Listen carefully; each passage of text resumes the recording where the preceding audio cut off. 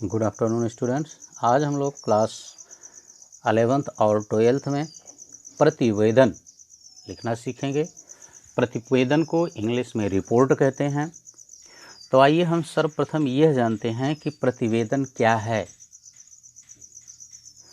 ठीक है, तो पहले हम प्रतिवेदन के लिए जान लेते हैं उसके बारे में कि प्रतिवेदन है क्या, और जब हम उसके बारे में जान लेंगे कि वो क्या होता है तो हम आसानी से उसको लिख सकते हैं।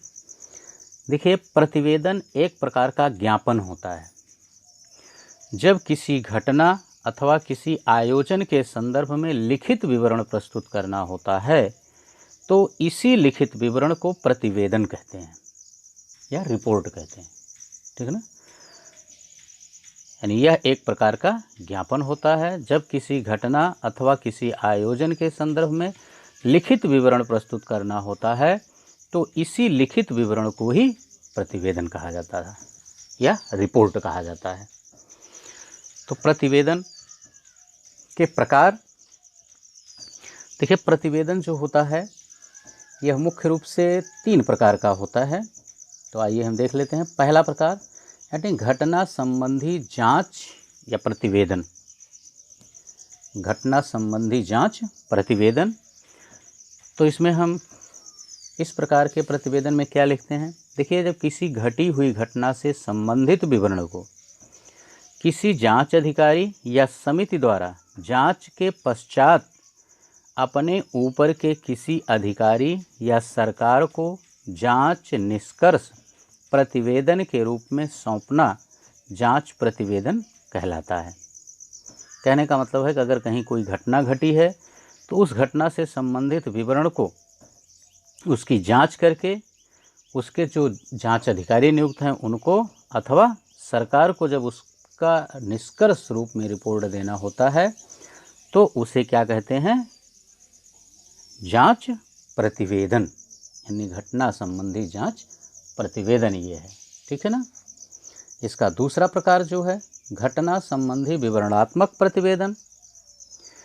देखिए, घटना संबंधी विवरणात्मक प्रतिवेदन में इसमें किसी घटना दुर्घटना संबंधी विवरण प्रस्तुत करना होता है।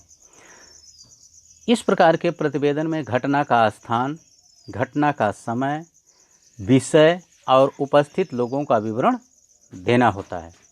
जैसे किसी मेले का, यात्रा का, पिकनिक या सभा का विवरण प्रस्तुत करना इसमें आता है। ठीक ना। तीसरा, घटना अथवा आयोजन संबंधी अवलोकन प्रतिवेदन। घटना अथवा आयोजन संबंधी अवलोकन प्रतिवेदन। तो इसमें जब कोई घटना या दुर्घटना घटित होती है तो उससे संबंधित जानकारियां जुटाने के लिए एक अवलोकन टीम बनाई जाती है। यानी कि जाओ देखो वहाँ क्या हुआ। ठीक ना, तो उसी को अवलोकन टीम कहते हैं। एक अवलोकन टीम बनाई जाती है जो अवलोकन करने के पश्चात प्रतिवेदन प्रस्तुत करती है और उसके द्वारा प्रस्तुत किया जाने वाला प्रतिवेदन ही अवलोकन प्रतिवेदन कहलाता है कि हमने अवलोकित किया, देखा और उसमें जो मुझे दिखाई दिया, जो मेरी समझ में आया, मैंने वो रिपोर्ट दी। ठीक ना, तो इसी को क्या कहते हैं, अवलोकन प्रतिवेदन।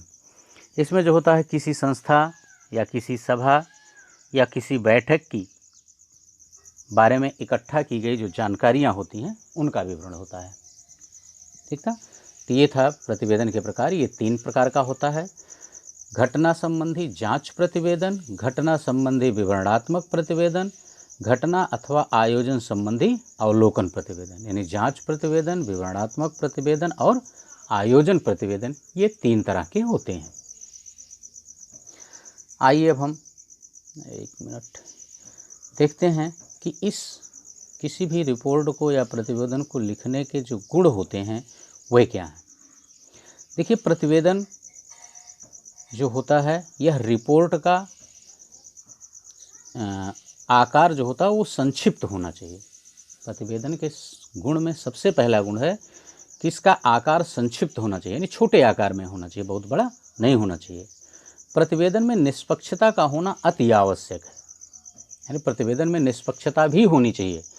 जैसे मान लीजिए आज आप किसी जांच कमेटी में सदस्य हैं और आप किसी घटना या दुर्घटना की जांच करने गए हैं तो उसमें आपके द्वारा पक्षपात नहीं किया जाना चाहिए, निष्पक्षता से आपके द्वारा जांच की जानी चाहिए।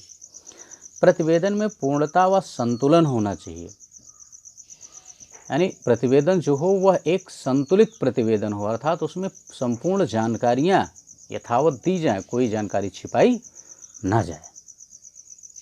ठीक है बच्चों, तो ये था प्रतिवेदन या रिपोर्ट लेखन, जिसे हम रिपोर्टिंग कहते हैं। ओके, इस चैनल को अगर आपने सब्सक्राइब नहीं किया है तो चैनल को सब्सक्राइब कर लें और इसे अधिक से अधिक लाइक और शेयर करें, जिससे आपके मित्रों का भी लाभ हो। ओके, इस पार्ट में इतना ही।